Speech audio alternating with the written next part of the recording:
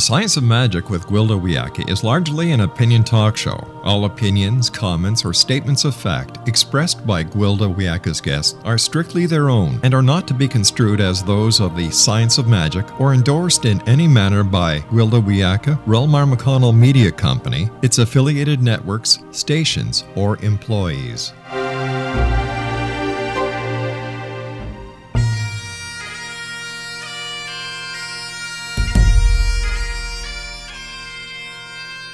Welcome to the Science of Magic with Gwilda Wiyaka, a program dedicated to uncovering the unified nature of reality and humanity's ever-evolving place as truly galactic beings. For more information on the Science of Magic with Gwilda Wiyaka, visit us online at www.thescienceofmagic.net.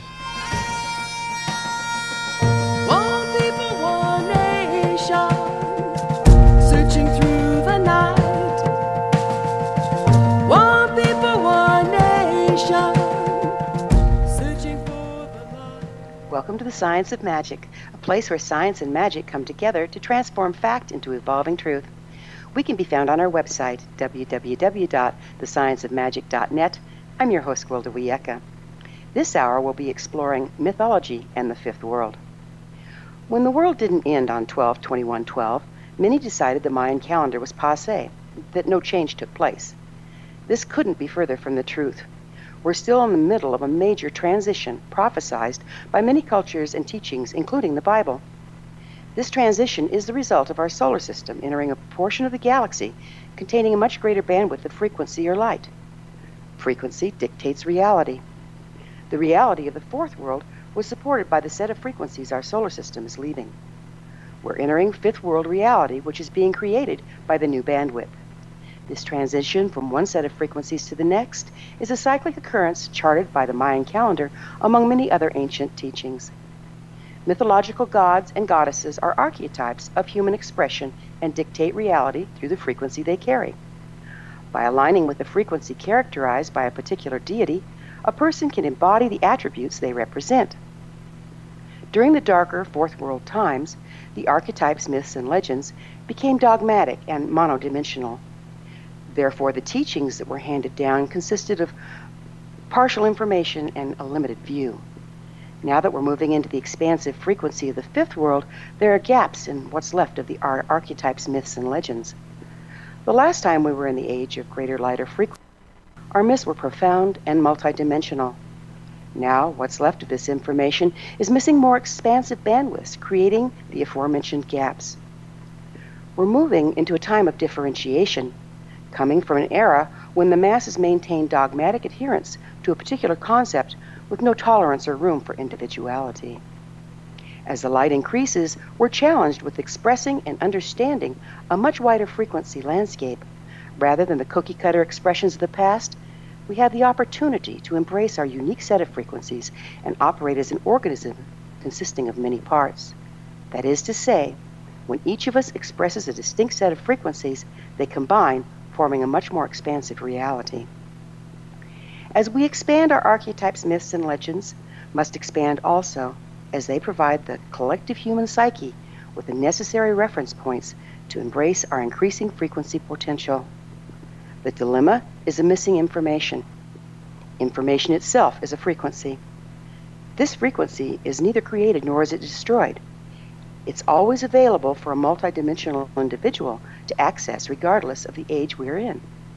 These individuals are sometimes known as shaman. Through ritual work and trance work, a well-trained shaman can access any information that's ever existed. The difficulty lies in translating it into a format that can be understood and applied within the ambient frequencies. This framework is comprised of our archetypes, myths, and legends. As we move into the fifth world and the greater expansiveness therein, it's necessary to use trance work to access the missing frequencies. This access fills in the gaps of our existing archetypes, myths, and legends so that they can continue to serve as translation points as we evolve. With the resurgence of the shamanic way, shamanic training is becoming increasingly available.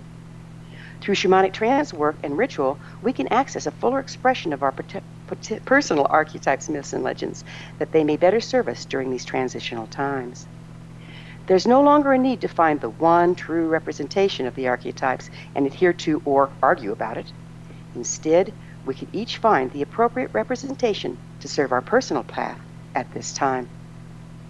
Our guest this hour, Alice Karlsdóttir, author of Norse Goddess Magic, Trancework, Mythology, and Ritual, has been involved in Germanic Heathen ritual for nearly 40 years, both as a student of Scandinavian and Northern European mythology and folklore and practicing Norse Pagan.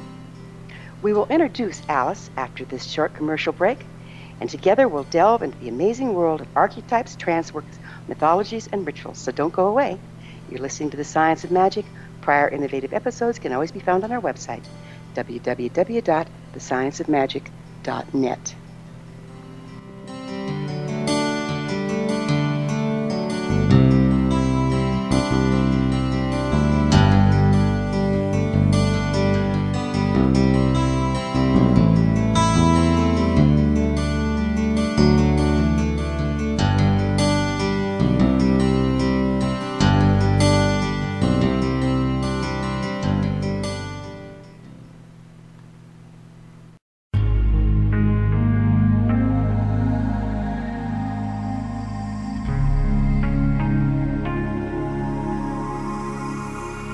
The scientist and the mystic have been on an age-old, relentless search with one thing in common. They seek truth. Their paths converge in the 40,000-year-old practice of shamanism, an ancient science delving to the quantum level of life, facilitating healing, manifestation, and evolution.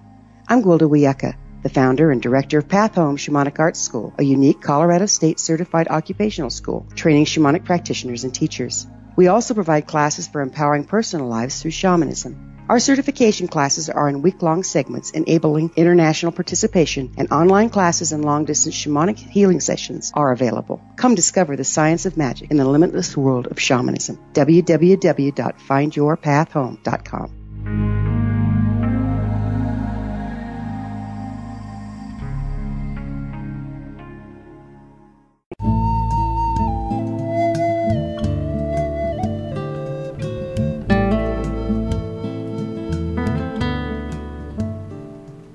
Welcome back. This is The Science of Magic, dedicated to unification and evolution of consciousness.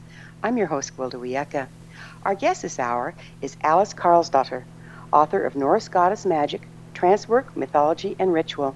Her website, www.mad-alice.blogspot.com. Alice, thank you for joining us on The Science of Magic. Thank you for having me. How'd you get involved in Norse Goddess Magic in the first place? Well, my mother's side of the family is Scandinavian, and she started reading me those myths from a very early age. Those are the first mythology I encountered, and so it kind of, it always resonated with me and had a place in my heart. And later in college and afterwards, when I started getting involved with tranceworking and magic and pagan ritual, that was the mythology that I was drawn to. So would you mind defining it? What is Norse Goddess Magic exactly, and how does it differ from other magical practices? Well, that's the title of the book. I don't know if I call it Norse Goddess Magic. It's this particular methodology is a method of tranceworking, going into a trance state and doing what you see in Norse lore is sometimes called faring forth, or kind of traveling out of your body to other worlds to encounter beings. And the tranceworking methods are really kind of generic. They could really be used not just with Norse mythology, but with any kind of working that you desired to reach a type of trance state to do. And I chose to visit the Norse gods because that was what I was interested in and working with. I picked goddesses in particular just because I think in general, and especially in the Norse community at that time, there was kind of a feeling that they knew the goddesses should be important, but there really wasn't enough information on many of them, so they kind of were neglected. And I was trying to supplement what was found in the lore about these particular figures with more esoteric working, because not working as a scientist or an anthropologist, I felt free to use other methods to supplement my knowledge and my connection to these figures. So you combined traditional research from the written legends that have been passed down and what have been given to you from your mother with trance work to get the information that you have on them? Yes, and ritual to some extent too. And there's also information carved on monuments, things like that, available in books describing archaeological finds. Okay, gotcha. So what kind of trance work do you use? Where'd you learn it? Well, that I kind of taught myself, because I'm not very good at doing trance work, or I used to not be. When I was a pagan, I would go to gatherings and participate in workings or workshops done by other people. It seemed like other people would be in a trance state, and I would still kind of just be in the preliminaries. And for a long time I thought that was just something you either could do or you couldn't, and that I just wasn't skilled in that way. And I also do theater, so I was in an acting workshop, and they had a speaker there who is a hypnotist, among other things. And he kind of put people into various stages of hypnosis, like as a crowd, and he made a statement saying that everyone could be hypnotized, but there were just different levels, and some people took more steps than others.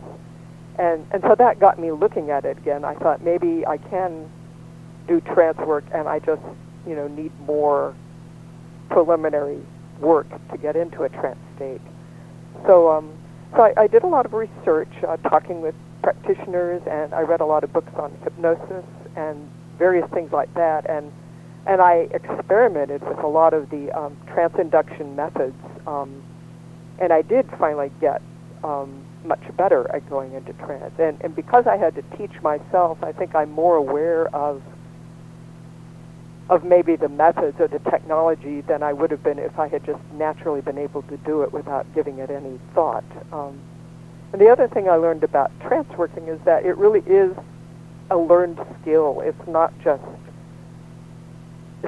something that you're either talented or you're not. That you can actually, if you work at it and use, practice it and use enough different methods, you can actually train yourself to be better at it.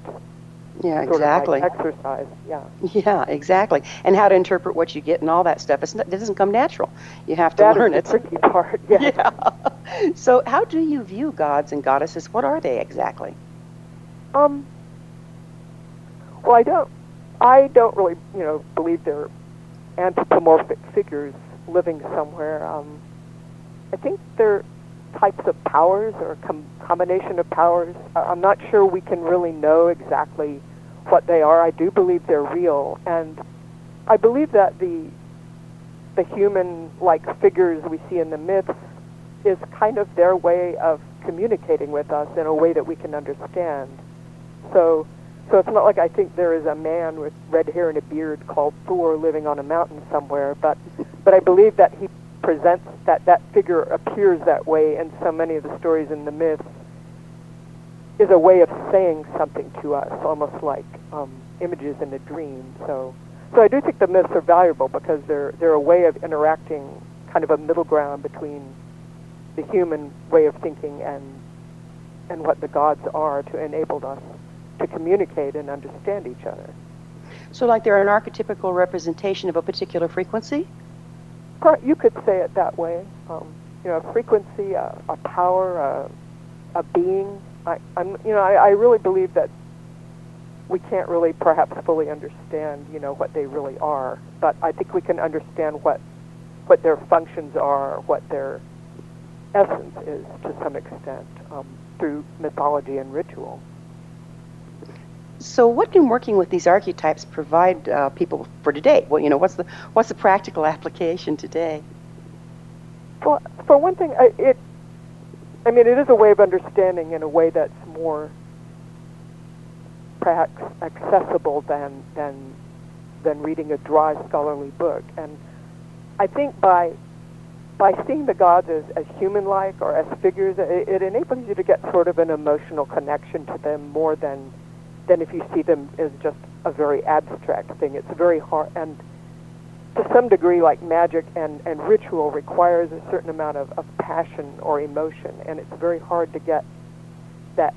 It's kind of hard to get worked up over an abstract concept the way you could over what becomes almost like an old friend once you become familiar with them.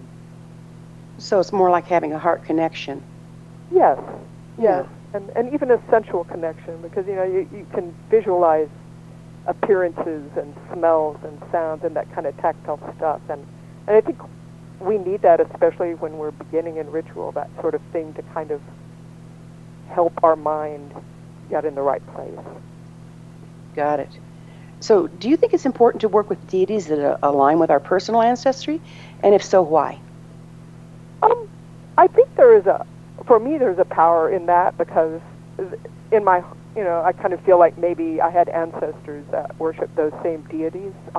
I don't think that's necessary. I think the important thing is that a certain, the deities of a certain culture resonate with you, have a powerfully draw you and mean something to you with their symbology.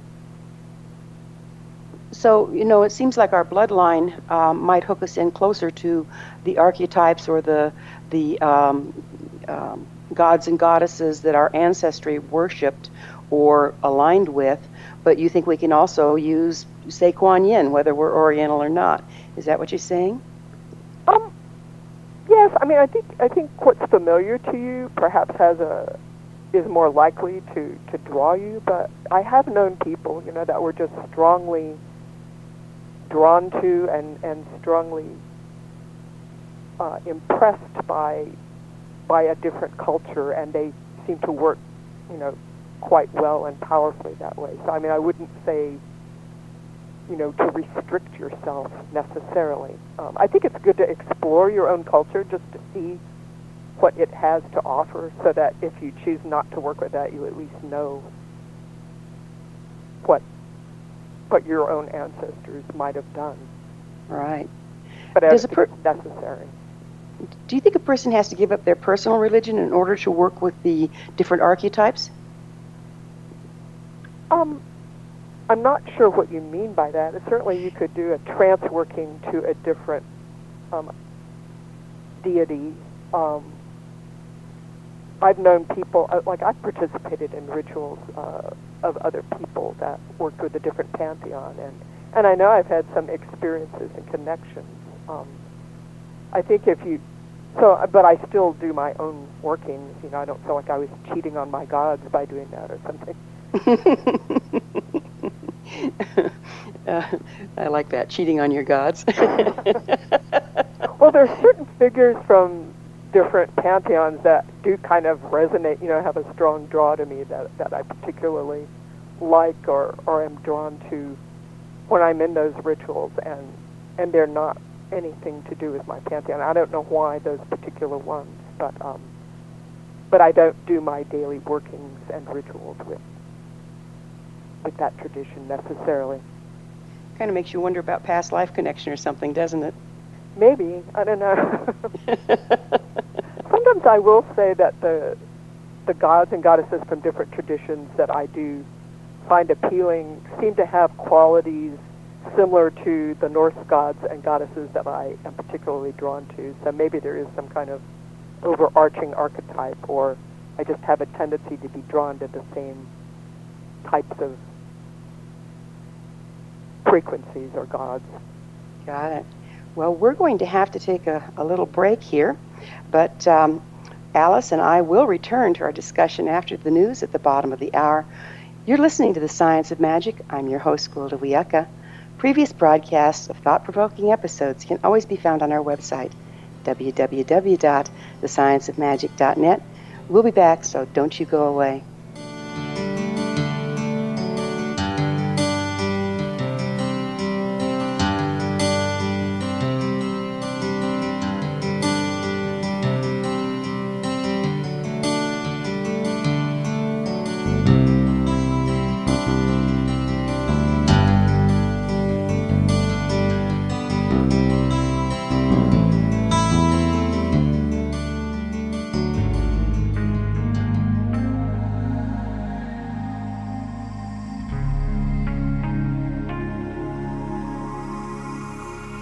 The scientist and the mystic have been on an age-old, relentless search with one thing in common. They seek truth. Their paths converge in the 40,000-year-old practice of shamanism, an ancient science delving to the quantum level of life, facilitating healing, manifestation, and evolution.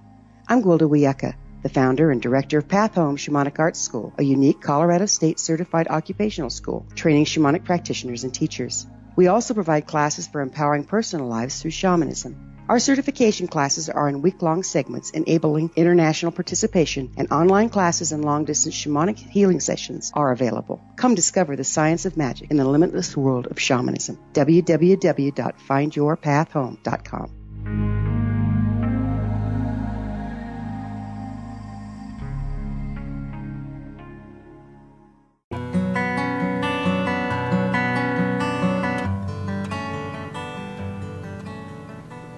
Welcome back. This is the Science of Magic, a place where magic and science come together to promote enlightenment.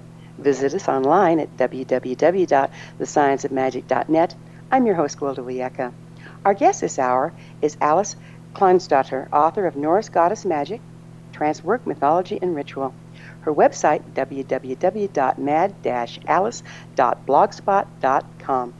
Alice, we were talking about combining research and trance work in the writing of your book. And I wondered if you would mind going a little deeper into how you pulled the two of those together. Well, in my method, before attempting any trance work, I would do a lot of research first, just to get a grounding. Even if there's not much information, I think it's useful to at least know what information there is out there.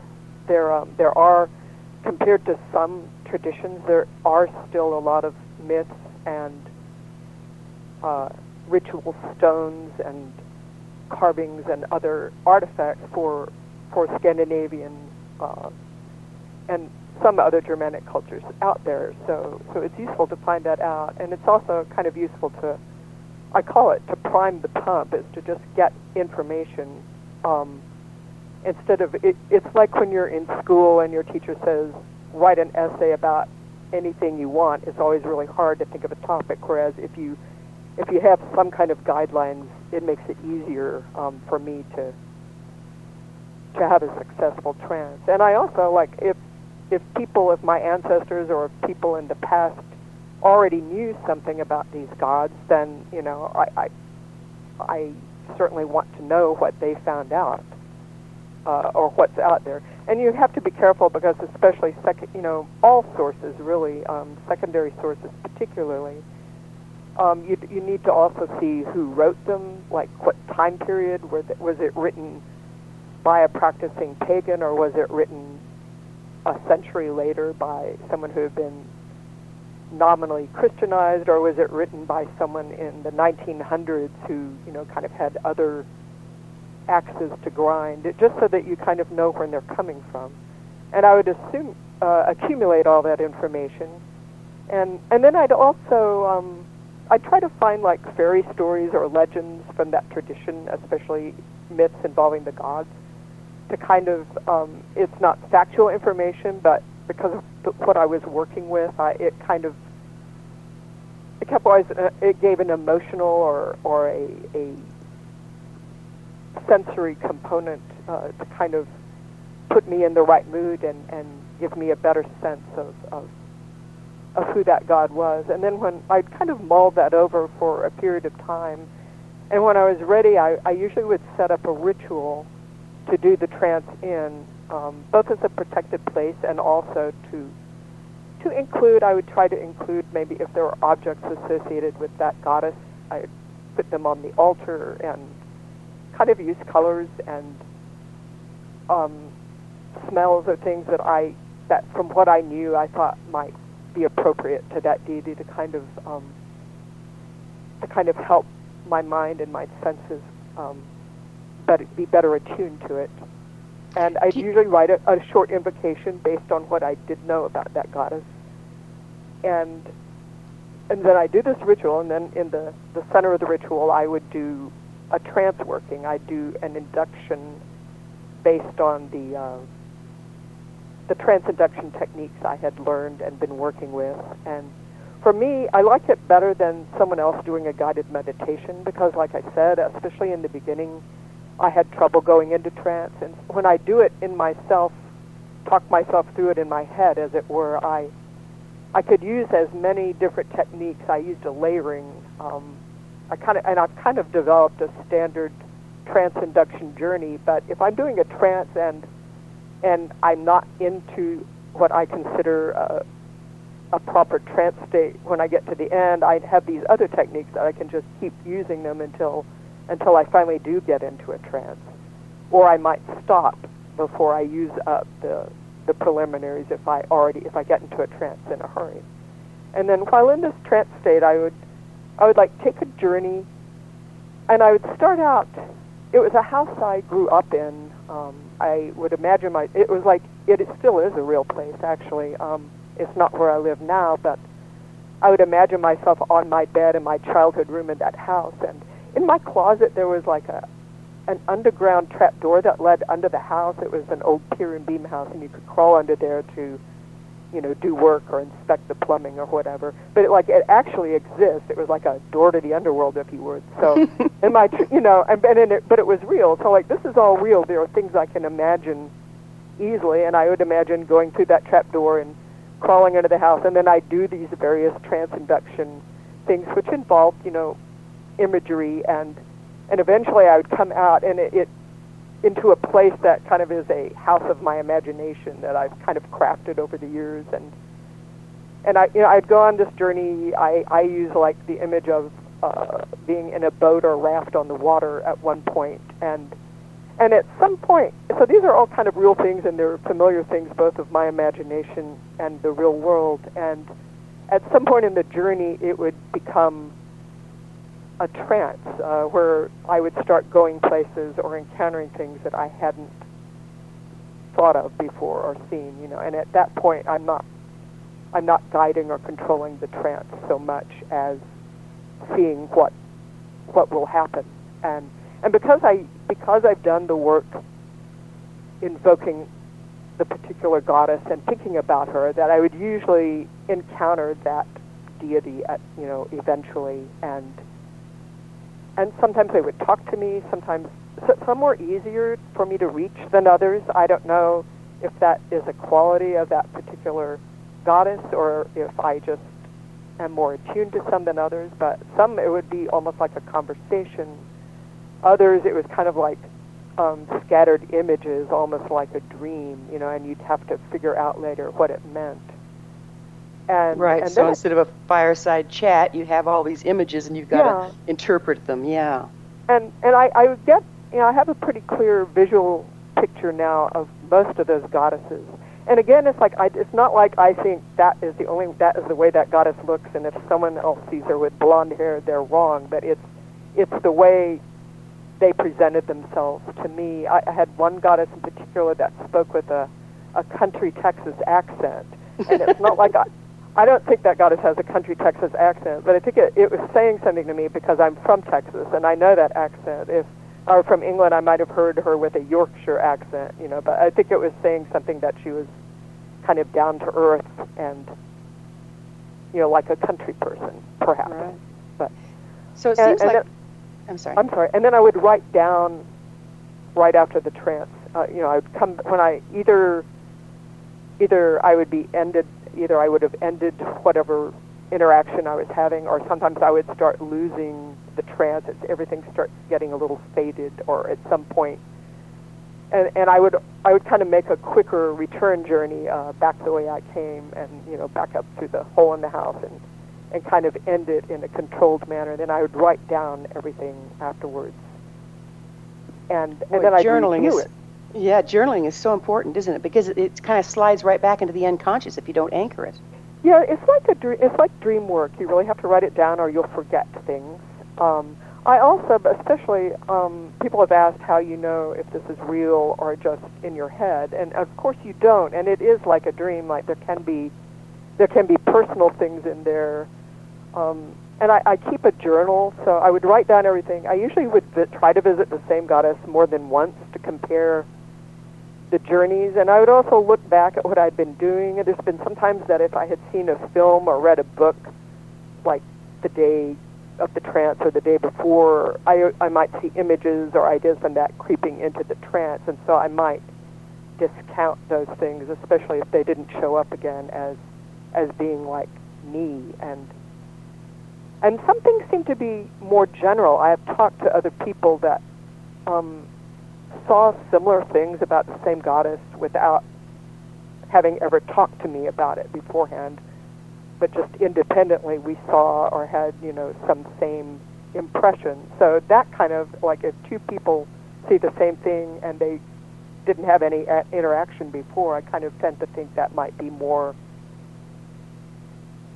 real, more archetypal.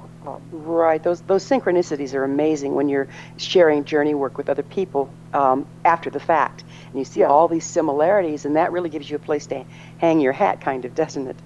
Yes. Yeah. And so, and I kind of review it and try to weed out things I think are,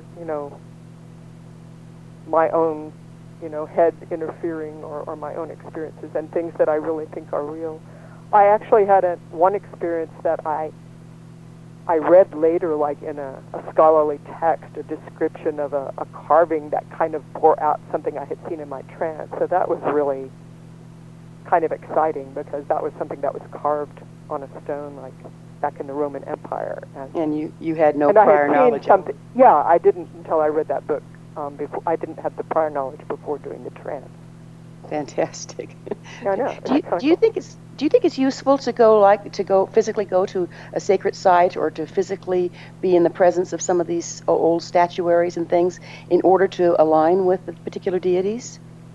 Oh, sure, if you can. I think that's great. I haven't had an opportunity to travel to a lot of places, but I know people have gone to some places like Uppsala, where they used to have the great assemblies in Sweden.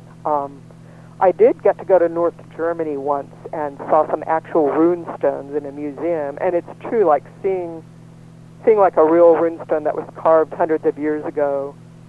And I do work with runes too. It was just kind of exciting. It was like there's certain runes that are harder to carve than others, and like I saw a rune on one of those rune stones that had a slight flaw in the carving that's exactly the way I carve a rune, and I have that same flaw because it's hard to get that angle. And it really made me feel connected to that person. It's like, this is a person, I'm doing what he did, and we have the same problem with that particular carving. Kind of erases all the years, and you feel like you've got a kindred spirit next to you. Yeah. And it's like, I know why that chip is there because I've done that, and I know exactly how that happens, Yeah. So how does ritual play in here? Would you mind sharing a little bit about the rituals that you use and why? That's kind of the first thing I guess I ever did or was participated in when I started becoming involved in this sort of activity. And because I have a background in theater, I kind of like to do ritual. I find it it has a powerful effect on me. I feel like I can do it well, and it's something I know how to work with. So it's a very good way for me to get connected with the gods or whatever I'm doing. I think, like, whereas tranceworking is sort of like me trying to go out into the world of the gods to encounter them, I feel like ritual is a way to try to invite the gods, draw them down here to my world, to kind of meet in that ritual space. So it's kind of the other side of the coin, I see it as. Working with ritual, using movements and smells and like colors of altar cloths or whatever, decorations. I think all those sensory things are a good way to focus your mind and also evoke the kind of emotional energy that you need to successfully reach beings of another world. So I think in that way, I know some people that have years of experience say they don't need to do any ritual at all, and perhaps they don't, but I think for most of us, especially when starting out, you really kind of need all those bells and whistles to kind of get your mind focused and resonating with what you're doing. So I usually start out doing kind of a setting aside a sacred place. I don't necessarily do a lot of protective work unless I'm really doing rune magic or something. I do tend to do protection when I'm doing trance working too, because I really don't see trance as just opening yourself up to whoever wants to talk to you, as it were. I think you should be focused. I think you should always intend to do trance working and not just go spontaneously into a trance. And I think you should have an idea of what you want to do and not just kind of be open to whatever shows up. Because I don't believe that, I think it can be harmful to just kind of, any more than you would leave your house door open all the time to whoever wanted to come in. I couldn't agree with you more. It's like, if we don't use focus and intent, we're going to get a mixed bag, and we don't even know how to interpret it if we don't have that focus and intent to go back to. Is that kind of what you're getting at? Yes. And I mean, I usually intend to contact a certain deity, and that's usually who I contact. Sometimes I've had other gods or goddesses show up in the trance, but they were people or beings that I already worked with, not like an intruder. So, what do you make of it when that happens? I think either that has something to say about the goddess I am working with, like, do they have a relationship with that other god that that happened to be there? Sometimes, like, if a god in the mythology is said to be married or have a family, those people will show up, and that seems more obvious that they're associated with that god. Or sometimes I have had a god that I work with a lot, and I felt like they showed up because they had something to tell me or show me in particular that I was not focusing on, but that they felt I should think about, which was true, as it turned out. But anyway, when I set up the ritual space, and I set up a protective or a sacred space, which I think rituals in most cultures, both magical and religious, usually start out that way, really. And then like I said, I might have incense or certain colors of things or certain symbols of things, like flowers or corn or what, something that I think might be symbolic of the god or goddess I'm working with, and I do some preliminary speeches. I usually make a statement of intent, like I'm going to contact this goddess, and I'll have written a little invocation, kind of as poetic as I can make it, and we're going to have to take that. We're going to have to take another little break. We'll be back on the flip side. Alice and I will be back after this commercial break. You're listening to The Science of Magic, the place where altruistic professionals of science and the esoteric create common ground for the betterment of our world. You can always listen to previous transformative broadcasts on our website, www.thescienceofmagic.net.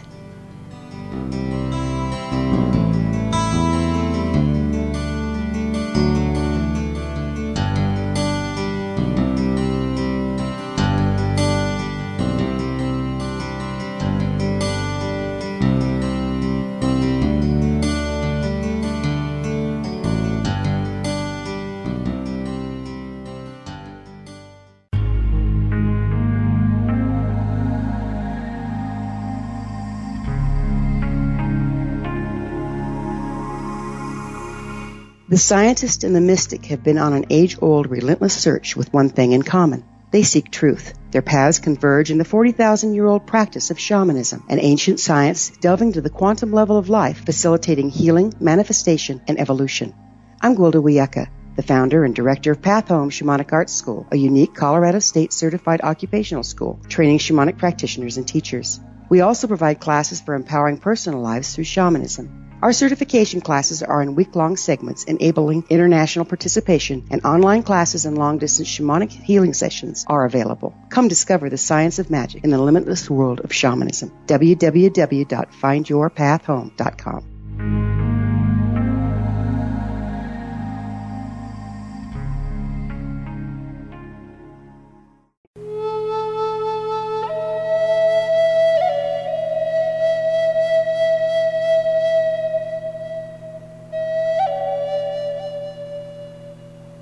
Welcome back. This is the Science of Magic, bringing together gifted people of service to our world. Our website is www.thescienceofmagic.net.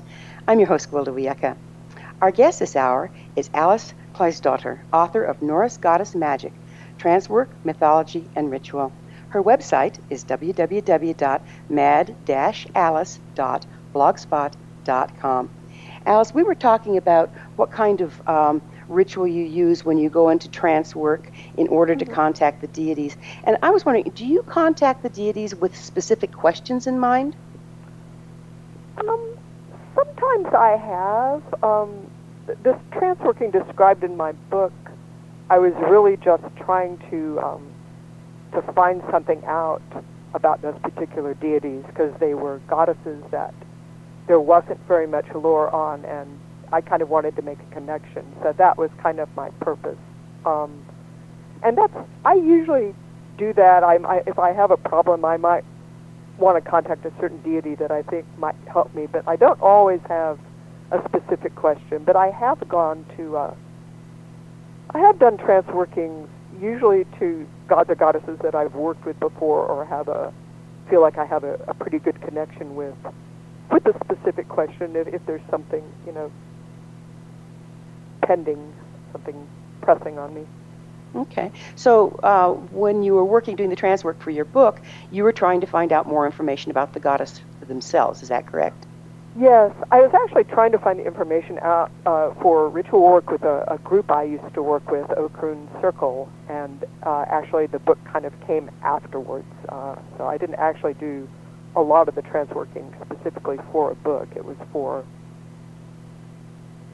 in order to do working rituals. And then later, when I was about halfway through them, I decided to write it down. Okay, and then thus came the book. Speaking of which, where can people find your book? Well, it's published by Inner Traditions, and it's available Amazon, Barnes & Noble, the typical websites, and some bookstores, or probably through the Inner Traditions website or catalog. Okay.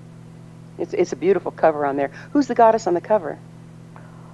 That's actually, it's from a bowl that they found in a dig, and I'm not sure it's actually a Norse goddess, or not one I recognize, because it's a much older thing. It might not be from the Norse pantheon. I believe it was found in a Germanic area, but I'm not sure who it is. So.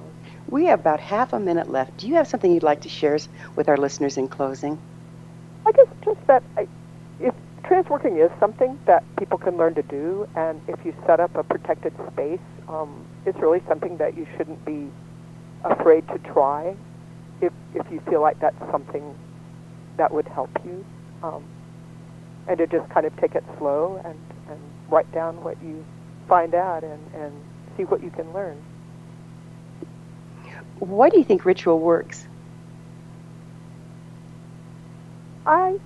Well, like I said, it does put your mind, your spirit in kind of an otherworldly place. I think it's a way of going back to that beginning time between the worlds where the myths take place.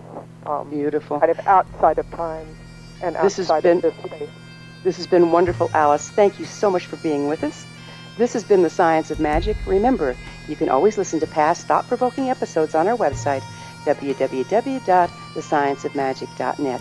Until next time, dear ones, may you be blessed with knowledge, comforted with love, as we embrace the fifth world emerging.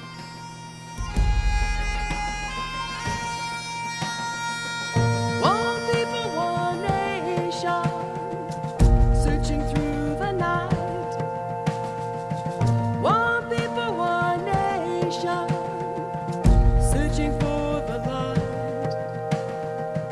One people, one nation,